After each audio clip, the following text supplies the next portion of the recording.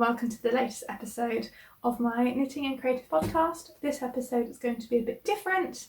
So I have to start by saying my name on Instagram is Orchid's Heart. I'm based in Birmingham in England, and in this episode I'm going to do an Ask Me Anything section at the end, and I'm going to start with sharing my latest fibre related trip and holiday down south, where I went to the John Arbon open mill weekend, and I'm going to share with you also what I got whilst I was there. So every summer my partner and I take a bit of a road trip somewhere. The last couple of years we went to Scotland. We tend to stick to, well, we always stick to the UK. He doesn't really like travelling abroad. And so when I saw John Arbon advertising their mill open weekend a few months ago, I said, why don't we go down to Dorset and Devon and do our road trip down south, and make sure that we are in the area of John Arbon for the time of their open mill. He really likes old industrial British machinery, and so I said, look, you'll love the open tour because you can see this company using old machines and, you know, still making products with them and enjoying them and restoring them, and I get to go yarn shopping. So we went, and it was a really, really lovely day. It was the first full day of our holiday because I wanted it to be at the start of the holiday, so I didn't spend the whole holiday looking forward to it. So I did think it might make it anticlimactic, like doing the best thing at the start of the holiday, but it didn't. I really enjoyed the whole trip. We drove down to South Molton, which is where John Arbon is. We spent the day there, and then we did a bit of camping in Exmoor, a bit of driving around the coast, and then we had a couple of days in a shepherd's hut in the middle of nowhere, which was really lovely. So it was a very chilled holiday. We didn't really do a lot of anything, but I quite liked that. So, but a lot of time spent outside, which is the important thing, I think. That's what I really like about these road trips, is spending a lot of time together, doing not very much, going to old pubs and just being outside all of the time. So that was really good. But John Arbon, oh, it was brilliant. We got to the village quite early because we camped the night before. And, you know, when you go camping, you wake up when the sun comes up, which in the summer is really early. So we went for breakfast. And then I went to have a look around and either pick out the yarns I wanted or do my shopping, which ended up being what happened. And then we'd go away for a bit of a break and then come back for our tour. So I had a bit of a look around. I got to meet Marina, which was really, really lovely to see her in person and have a hug and a chat. It's really strange seeing somebody that you watch a lot on YouTube and get to see them in real life, and so that was really lovely. She's such a special person, and so that was really nice. I made some yarn choices, which I'll share afterwards. I got to meet Daughter of a Shepherd, and I love her yarn. I didn't buy any because I've already, it wasn't that long ago, I made a huge shawl out of her yarn, which was quite a decadent shawl, but you know, I love it. So I would have liked to have bought some of her yarn, but I don't have anything queued up project wise that necessitated it, so it would have been a bit of an indulgence. Seeing Katie Greenbean and all of her lovely things. Yeah, it was just really good. I was really excited because a lot of my favourite producers and dyers were selling there. There was less of some of the people that were having their yarn there that weren't selling there in person, like Nelly and Eve, Nervous Fibre. I thought there'd be a bit more, but there wasn't, which is fine because it means I was less tempted, which is quite good. But the main people there were obviously John Arbon, Katie Greenbean, Daughter of a Shepherd, Telling Yarns, and then there were a couple of like small bits and pieces people as well. So I went with a hit list of, because I have quite a long list of projects that I would like to knit that I've either got the pattern for or half of the yarn or it's in my queue. And then there was one pattern where I had none of the yarn or the pattern or anything, but I thought it was a really good opportunity to buy some mini skeins in a heavier weight and choose the colours, and it'd be like a really considered mini skein purchase, because I do find with mini skeins in Advents and things like that, I often really struggle to know what to use them for. And so John Arbon do like mini skeins in DK and worsted weight in some of their bases, full colour work, I guess. And so I thought that'd be a really good opportunity to look at those colours and choose some of those. So I had a bit of a list of what I wanted to look out for. And for some reason, I don't really understand why, my bank nationwide gave everybody £100 bonus the week that we were actually there. I think it came through like a couple of days before. So I was like, this is perfect. So I decided that would be my budget. I would use that for my yarn shopping, because I was really just going to go and buy the mini skeins and be like really well behaved, because I have a lot of beautiful yarn. So when this like bonus came through from the bank, I was like, wow, this is fate. I've got to spend it all on yarn. And I nearly stuck to my target, so that's good. So we had a bit of a look around, we had a bit of a chat, we had, I had a cream tea for lunch. And then we went on the mill tour, which was really interesting, seeing how everything was made. It was really nice seeing those machines being used and seeing, I think they were spinning up the new Knit by Numbers range, because they're switching from being all merino to like a BFL merino blend, so it's more British wool. And it was just a fabulous, yarny, lovely day full of like smiley, fibre loving people. And a lot more men there than I tend to see in knitting kind of spaces, and so that was really nice. It was just really good seeing like lots of different people there, so that was great. So I will share some of the clips now that I filmed of being there, so here you go.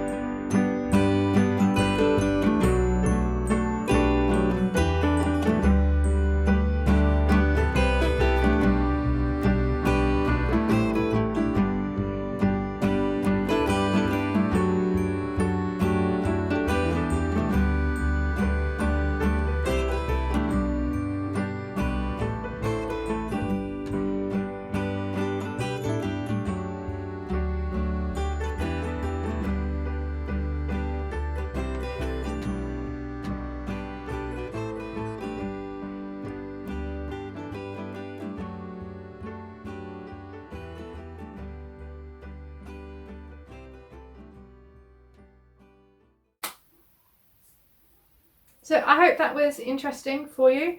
I know that Laura of Penrose Knits vlogged the whole thing and probably did a much better job than I did, and probably a lot of you have seen that already. So, you know, you're probably not watching this if you've already seen and heard enough of John Arbon. So I hope it wasn't too repetitive. I think I'm just being awkward, sorry. But yes, so it was really, really good. So I will share with you what I bought whilst I was there.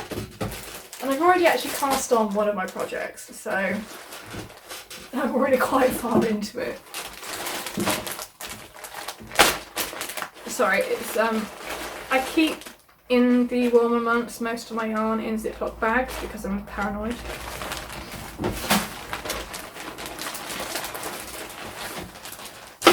So that's a mothball, not a mothball, a cedar ball rolling along on the floor.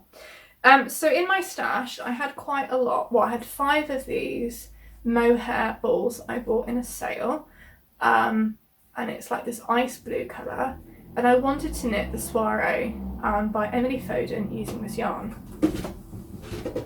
So before I went to John Arbon, I had a bit of a look on their website to see what would be compatible base-wise to go with this yarn to knit the Soiree. And it looked like the heavy lace, the Appledore heavy lace, would be a good fit. So I had kind of just settled on a really pale colour. It was like an off-white with like blues in it. But when I got there, I actually picked something different. I picked this colour, which is Billy Down Pippin on the Appledore lace weight. But it's 275 metres per 50 grams. So I think it's like 550 metres per 100 grams. So that's a slightly heavier lace weight. And it should work for the Soiree. I hope it's focusing. And it's beautiful. It's probably got maybe 3 or 4 shades of blue and teal in there, because the reason why John Arbon yarn is so nice is they don't dye it after they spin it, they dye a flat colour, and I think it will play really well with this pale blue. So it'll obviously come out a bit paler than this, but I kind of went off the pale one I was originally going to get, because it would have ended up being a very pale jumper and I think it would have washed me out, whereas I think this will be better. So I bought 4 of those, and it wasn't that expensive really. It was, I think, £10 a skein, so £40 for these. And then obviously there's the mohair as well. But for a mohair and quite fancy yarn, because I wouldn't say I wouldn't say John Arbon is a cheap place to buy yarn. But I really like their ethics and their work and the colours and everything they do.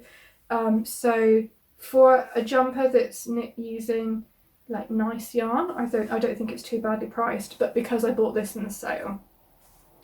I also like this called Appledore. Appledore is actually somewhere that we went on our trip, and it's the place I went to as a child, and I have very fond memories of going there as a kid. So yeah, that makes me really happy.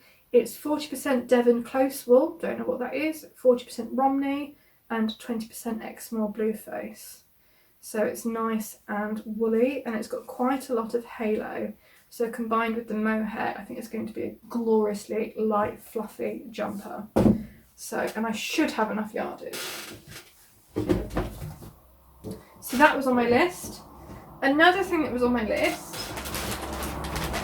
was I really wanted to buy a skein of yarn by Telling Yarns, because her colourways look absolutely gorgeous, but they're really difficult to choose online because a lot of them look quite similar, and I find it really hard to tell what's what.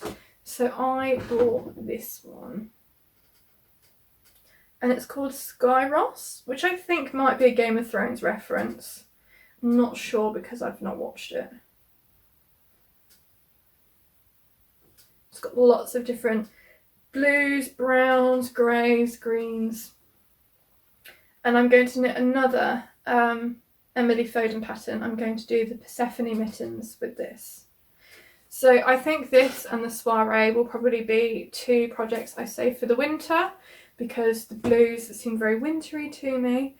And yeah, that's not going to get cast on anytime soon. So I think I'll make some really beautiful mittens. And then the last thing that was on my core list of things I was going to look out for was I wanted to buy some mini skeins to do the Laax pullover by Caitlin Hunter, which is a new pattern, and it's inspired by like vintage ski jumpers apparently. And it's worsted weight. And so I wanted to buy either the Yarnedelic or is it Harvest Hues worsted. You could get like 6 mini skeins for £35 or something. And I thought I could pick out the colours in person. And so I ended up settling on 3 Yarnedelic colours. This is 2 of them.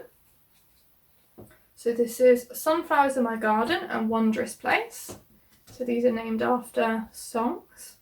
And the third colour was quite similar to this, but it's not this because it's already in the jumper.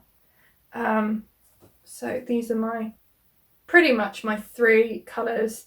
And then I was going to buy a main colour from West Yorkshire Spinners just to bring down the price a bit of the project. And I have already started. So this is how far I am. So it's a top-down construction, it's colour work, and it features these crosses. And so you can see the other colour that I've got, I can't remember the name of it, sorry, is this like oatmeal colour. Except it's not actually oatmeal, it's got like so many colours in it. Like pink and blue and like loads of colours in it, but from a distance it reads cream. I might stick some videos or like photos of what I got close up. I am a little bit worried about the shape. It looks quite steep on the shoulders to me, so I'm not really sure. And the neck looks a bit odd. I'm going to talk more about the construction. Actually, it might be the wrong way around. I'm going to talk more about the construction in my next proper video. That's the right way around. I just wanted to show the colours and how far I'd gotten so far. And it's really, really, really addictive. And I love it. And the yarn feels so soft. So I bought BFL by West Yorkshire Spinners for the body. And these are, the Yarnedelic is 100% Corridor from the Falklands. And I just think it looks really nice. And I've never knit anything like this colourful before. Or this many colours in a colourwork, I think. So there's a bit of yarn management going on. There's no more than 2 colours per row. But as you can see, I have all the colours attached because I'm carrying the yarns, so I don't have to keep weaving in all the ends. And my floats look quite neat, I think. So yeah, so that's almost everything I bought. Because there was a sale bin where it was £6 100 grams. So I bought nearly 300 grams of scraps, but a lot of them are the same. So there was these 3, which is Viola DK in the colour Cinnamon, and I've got about 75 grams. There's these 2, which is Harvest Hues worsted in the colour Russet, and I have just over 50 grams. Then I bought a couple that look very similar to the colour that I'm using in my jumper, which I will use for the cuffs if I run out. And then I got some random earthy, and they're a mix of DK and worsted weight, I think. And I have no idea what I'm going to do with them, but they're so gorgeous. And this all cost about, there's 2 more as well that I haven't got here, I've got in the other room. And this was about 15 quid, which really isn't that bad. So, and the colours are just amazing. Oh, isn't that a good colour combo? Oh, I really like those 3 together. So I think I could make something really gorgeous and scrappy with those. Maybe not even that scrappy, seeing as I've got a few of the same. And yeah, it's just a really nice way to try out some different bases and colours. And these are just like the ends of skeins, you know, where they've started skeining things up and there's a bit left over. So yeah, that's everything. So that's this section of the video. The next part of the video is going to be an Ask Me Anything section. So if you're interested in that, keep watching. If you're not, then I'll see you next time. Thanks.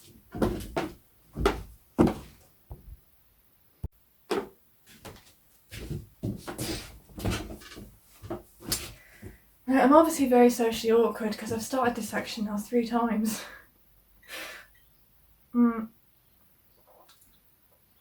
I last night made some rose lemonade for the first time, and it's really lovely. I love how beautiful it is. It's like this really nice shade of pink.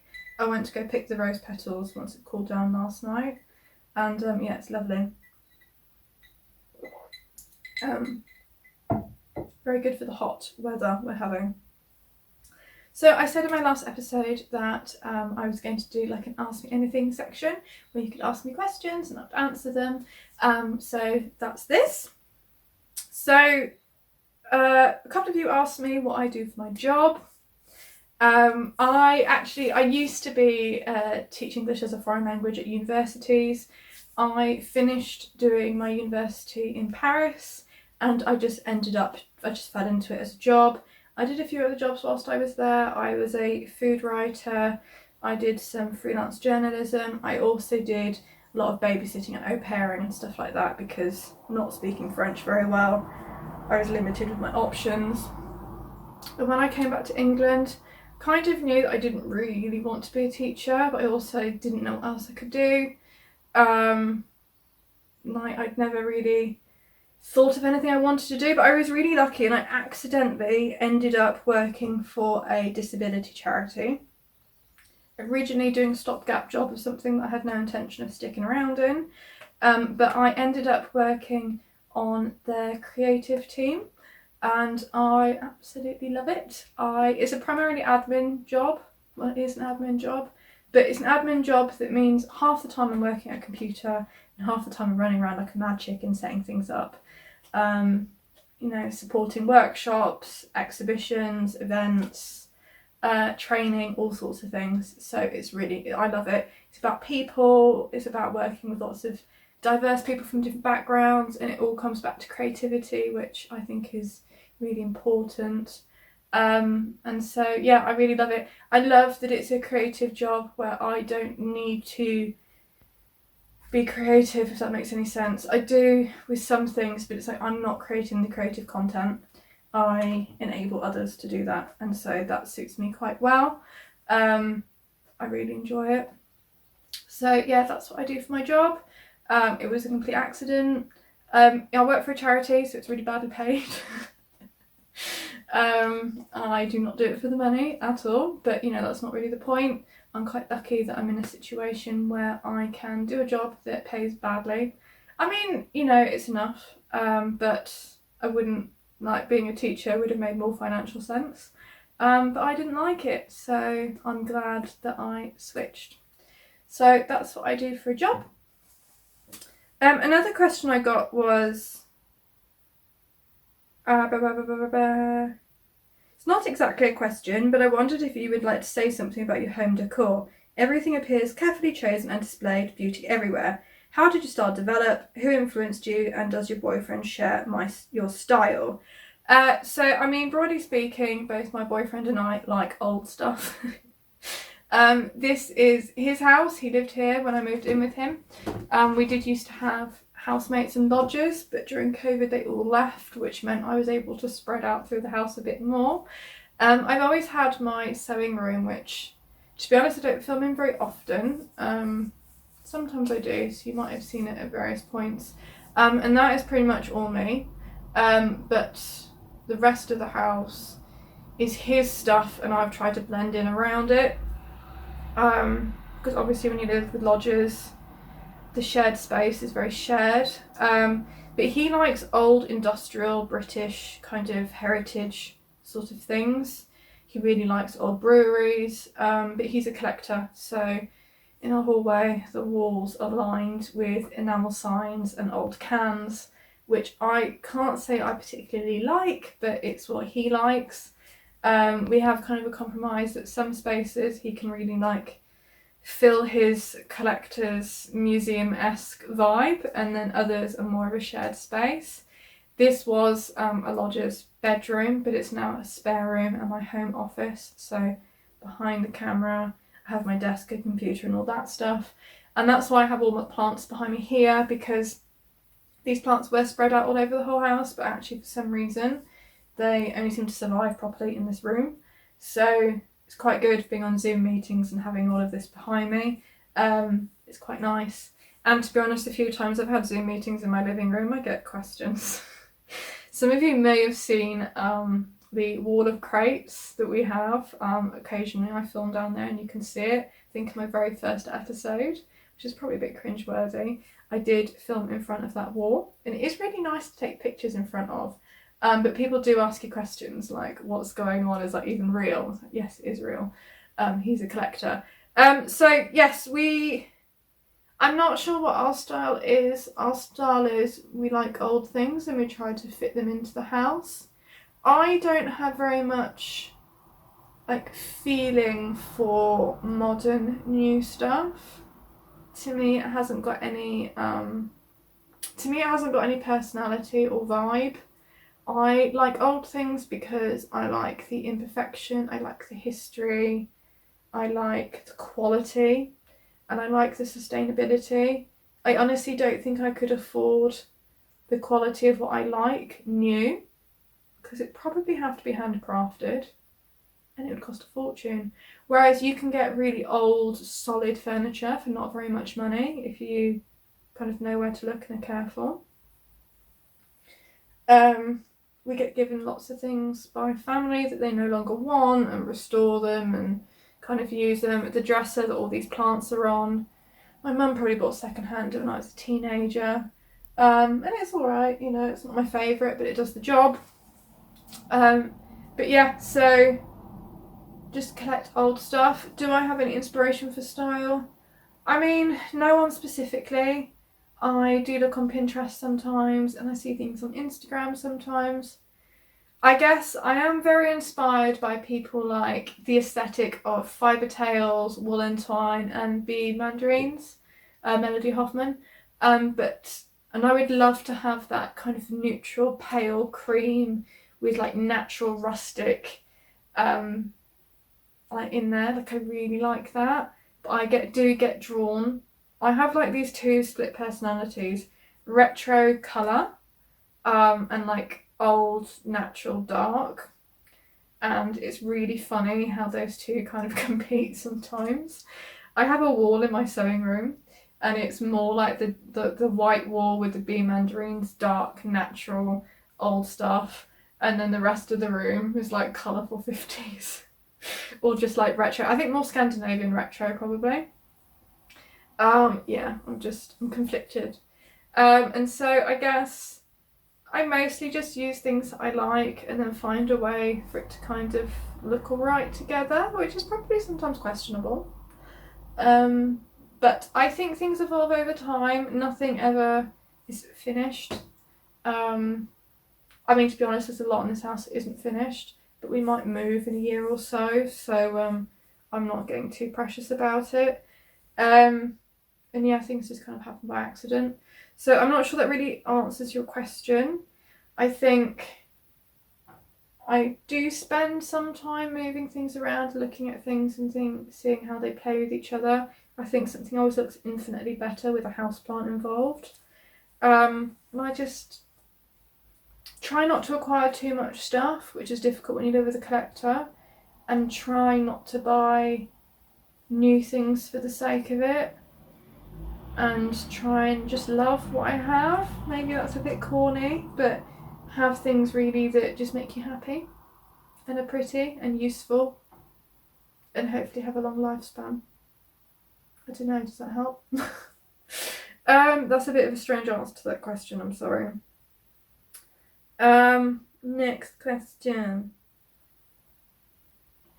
I think this person might have asked a couple. What do you like most least about making, knitting, quilting, etc.? How long it takes, how expensive it is. I am not a perfectionist. I went through a phase as a teenager of being a perfectionist. And I have to be honest, I have a slight lazy trait. I love making things, but I don't like how long it takes.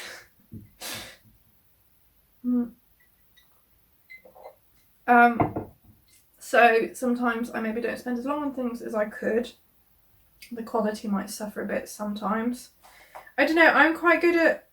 Sorry, something in my hand. I'm quite good at making things that are quite high quality but are also wonky. If that makes any sense. Like, they're well made but they're wonky.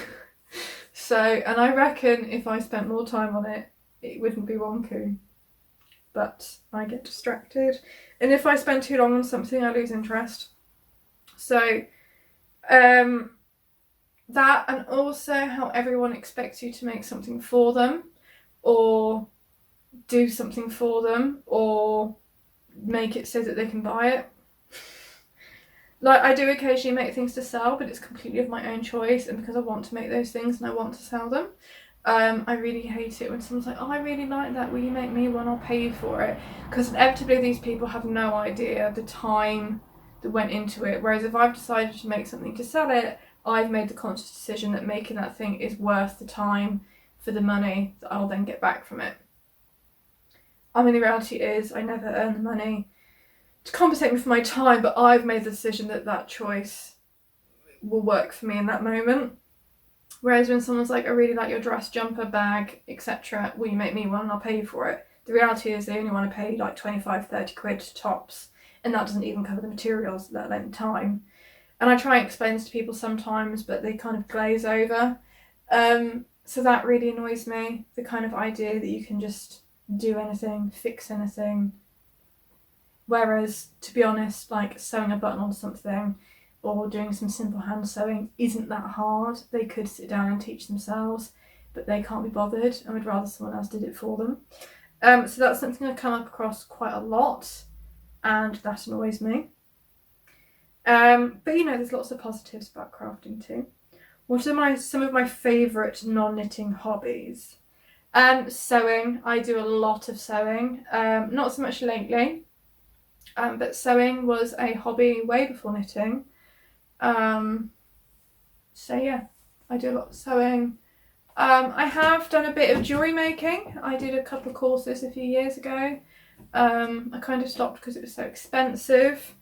I mean, the next question she asks is there anything that you'd like to try? I would definitely like to get better at jewellery making, but it's a very time-consuming, expensive hobby. Same with pottery. I've dabbled. I'd like to be better. It is something that we did offer at work as a course before COVID. And so selfishly, when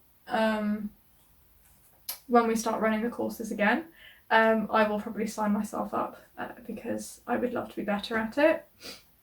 So pottery. What else would I like to do? I mean, there's loads of things I'd love to be able to be good at. I'd love to be able to be good at basketry, or I don't know.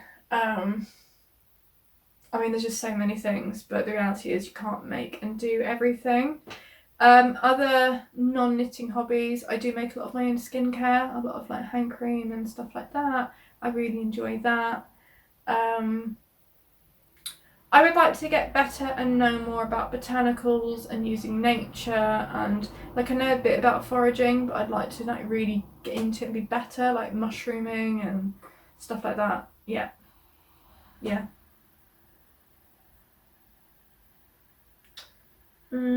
What are some of my favourite or least favourite projects? Favourite projects. I'm really proud of my quilt, which is nearly finished, but I'll talk about that in a second. My fern and feather jumper. I wear that loads. It's made from net lopi, and it's just a 2-colour, simple colourwork yoke jumper. It was my first colourwork item. I absolutely love it. I wear it tons. It's really comfortable. I love let lopi. One of my least favourite knitting projects was sadly actually, it was my Beetle Magic Cardigan by Katie Greenbean. I love the pattern, it's nothing to do with that. I just used a yarn that was really hard and horrid, and I don't actually really like wearing it. It's a shame because it took me ages. and it looks quite cute, it just doesn't feel very nice. And I got to see hers at the John Arbon open weekend, and hers was so lovely and airy and light, and mine's just a bit horrid. Yeah, what about non-knitting favourites and non-favourites? I like making candles. Candles are really satisfying. I don't know about least favourite though, because if I don't like it, I don't tend to keep it in my life. I mean, I've obviously made some clothes that just didn't work for me or didn't fit or are a bit ridiculous. And I think that happens for everybody when they're learning to sew. But yeah. Will you share a bit about the quilt you were sharing in your stories on Instagram? I know you've talked about it before, but it looks like it's done or nearly done. I am probably going to talk about that separately because it is nearly done, but I think that deserves a space of its own. So watch this space. Where do you get all the cool stuff in your background? Do you have any particular interest in collecting specific items? As mentioned, my partner's the collector. I am not a collector as such. I just like old things. A lot of the random small old things that you might see in the backgrounds of films and stuff are probably things he's given me or we've found. Actually, we used to do, and he still does it a lot of bottle digging. So finding Victorian tips and digging, and you find all sorts of old weird things. You do need permission from the owner of the land. But yes, that's something that we used to do. I don't know really. I don't collect anything in particular, just pretty old things. I guess if it's connected to a craft that I like, then I'm particularly drawn to it. Like old haberdashery and things like that.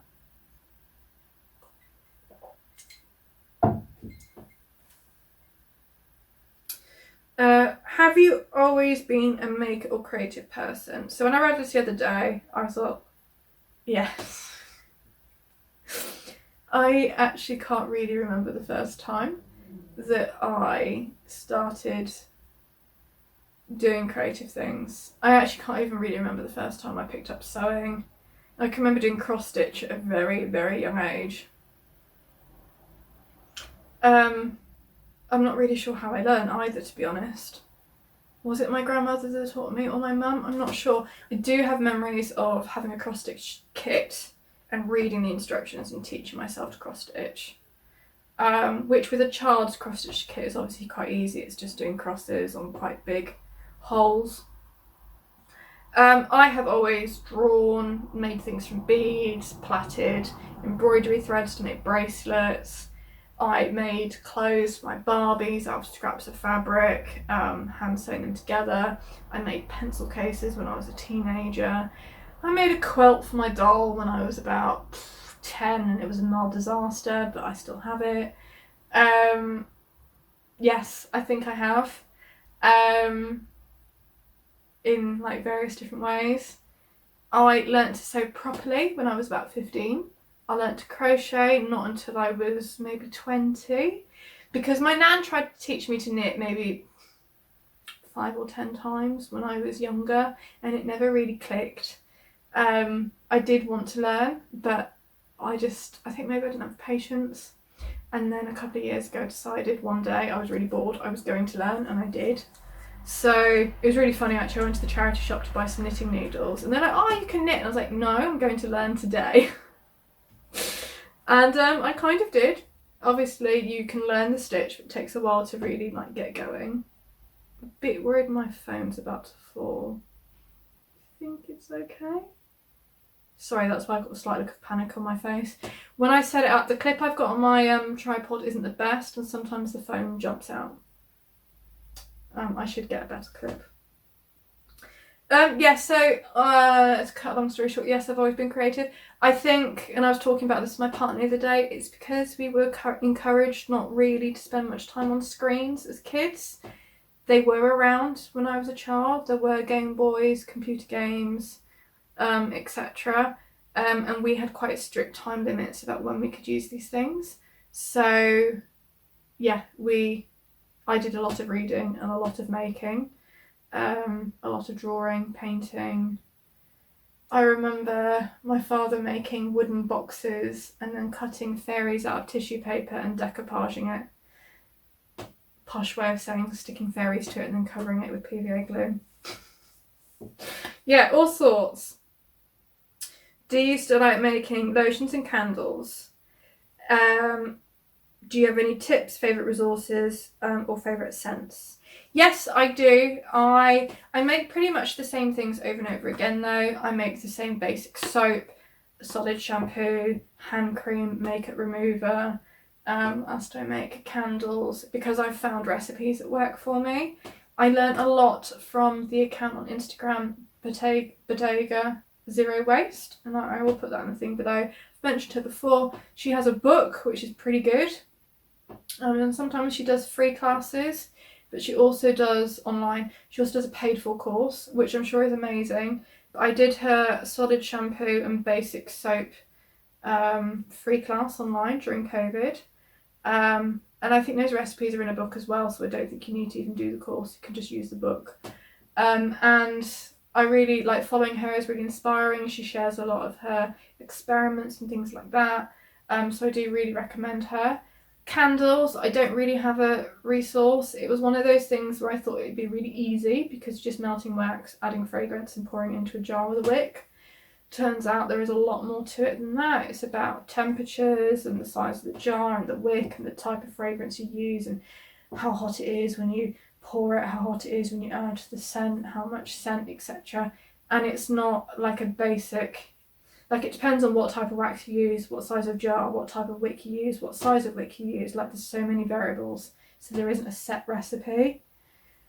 And it'll affect the quality of the candle. So that's why hand-poured soy wax candles are actually quite expensive. Once you work it out, it is cheaper, but it took me a long time to crack it. So I'm afraid I don't really have an answer for that. Favourite scents, I like anything woody, maybe spicy, and maybe slightly floral, slightly citrus. I hate anything sweet. Anything that smells even remotely synthetic, like strawberry smells or anything like that. Fruity smells I'm not a big fan of. But things like maybe a bit of jasmine, a bit of patchouli, sandalwood, cedarwood, maybe like a bit spicy, a bit peppery, those kinds of smells. I like those. That might be all the questions. Let me have a look.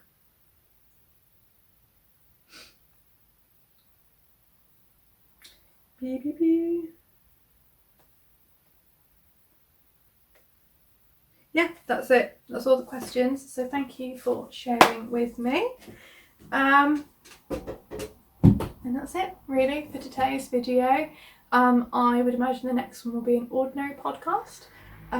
So thank you for watching, and if you do have any more questions, you can add them to this video, and maybe in the future I will do another one. It's kind of fun to do something a bit different. And yeah, let me know if there's anything else you'd kind of like me to share or say or do a podcast about, rather than just ordinary podcast showing what I'm getting up to. So I hope you have a nice week, and I will see you all soon.